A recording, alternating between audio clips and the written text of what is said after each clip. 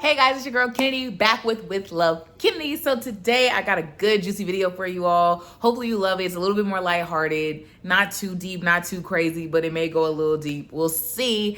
But today I want to talk about what my expectations were going into my 20s and in my adulthood, and that versus the reality, because I oftentimes feel like when we're 18, 19, 21, 22, we think that things are going to pan out differently. And God bless, I hope they do for a lot of you.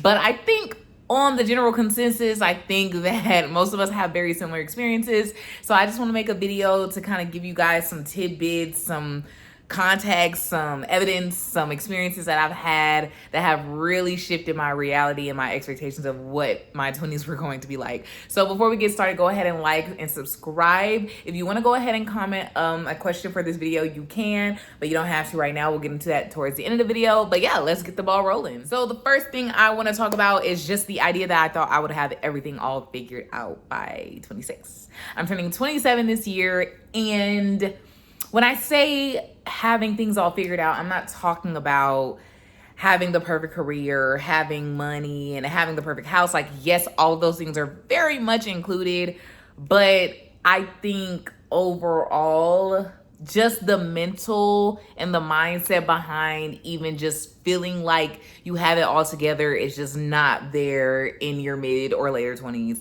And it's so interesting how it works, because I feel like even the people who have the ideal life or who's living these lives that we often look up to on social media or on TikTok, whatever, I think even they feel it too. It's just kind of like this thing where no matter how hard you work, no matter the accolades, no matter the achievements, no matter who you work for, no matter who you know, there's always this little piece of you that's just never fully fulfilled. And because of that, you never really feel like you have life fully figured out, which is not a bad thing. I just was a little disappointed. I was a little disappointed with myself, and I feel like other people have been disappointed with themselves too. But I think this is an opportunity also to say that we shouldn't get down on ourselves because, oh my God, my words. We shouldn't get down on ourselves because of it, and we shouldn't feel less than or shameful or guilty about the things that we don't have together, because I feel like that is what gives life its juice. That's what gives life its mojo. Like, you can't say that you're a wise person or that you're a person learning the things if you haven't been through anything or if you're not constantly in transition. And I'm not saying to be constantly all over the place, but life is about transition. It's about experiences. It's about knowing right from wrong. It's about not ever really settling, even when you are settled. And I think that was something that I just always thought that was going to happen for me. I was like, dang, like, I'm 25 and I feel confused, or I don't really have full clarity on this, or I don't have full clarity on that. And like, it's like, you know what you want to do, you know your career path, you know all these things, but you don't really like know. I hope that makes sense. But yeah, next thing. The second thing is cooking. I thought that Actually, I am Master Chef. I am Master Chef Ken, and we're going to get into that later on in life, but I am Master Chef Ken. But what I will tell you is them first 6 years, you think you're doing something in the kitchen, girl. When you're like 26, 27, 28, your food starts to mature. Your food starts to mature with you, and you're going to taste the difference, and you're going to season the food differently. You're going to taste the flavor. It's going to all be different. And it's so funny because I was just talking to my boyfriend today. I was like, dang, like, I thought I was just such a good chef. Like, I used to overseason my food, and I thought that was what made my food good. And it's so interesting because, like, as you get older and as you get into cooking, if that's something you like to do, you start to like understand what the essence and the abstractions of cooking like actually entail. And it's just funny because I remember looking back at me like making a salmon pasta, having no veggies in it, just like Alfredo pasta noodles and some chicken with a crazy amount of Tony's, paprika, whatever, like just over seasoning the food and not really actually being a good cook. But later on in life, it does become that. You just got to do your time, bide your time, make sure you're practicing in the kitchen, and it will come. Number 3 is I thought I have money.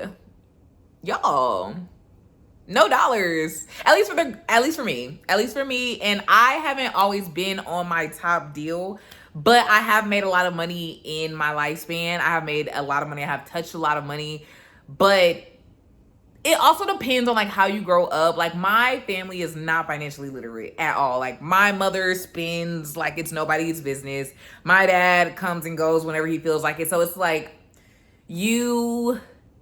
if you have the opportunity and you have the blessing of having a family that teaches you financial literacy, then you're probably on a very different side of the spectrum. But for me, guys, I have had to do the groundwork. I have had to do the work by myself. I've had to read the books. I have had to talk to people. I have had to meet the people, like, and now there's no dollars. And it's like, sometimes I'm thinking about it and I'm like, is it really just me, or is that kind of just like the overall thing?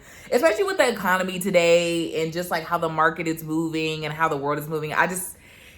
There's no dollars. There's no dollars. And it doesn't feel like there's no dollars due to work ethic. It feels like there's no dollars because like quite literally nobody has any. Nobody has money. And I'm confused because I'm trying to figure out where the money go. But did the money go? But I think we all know where the money went. The upper class, the higher class. We already know that whole thing. But yeah, like basically just get ready to bum it a little bit. Just expect that. 4 is weekends. Your weekends are not relaxing. Your weekends are not relaxing. Your weekends are not for fun. Your weekends are not for partying. If you really are about that life, because I have friends who actually still do those things on the weekends, and like glory to them. But like if you are more of a trad girl, and I'm not saying trad in like the most traditional conservative way, but like if you are the girl that likes to stay at home, likes to cook, likes to take care of your boyfriend, like if you're that type of girl, your weekends are usually not gonna be for partying. Like unless you are literally just like a go-getter to that extent. I haven't reached that level. I would love to reach that level one day, but I am not there. So the weekends are for grocery shopping, laundry, task, duties, church. Like it feels like a work week, but in a different way, and just on Saturday and Sunday.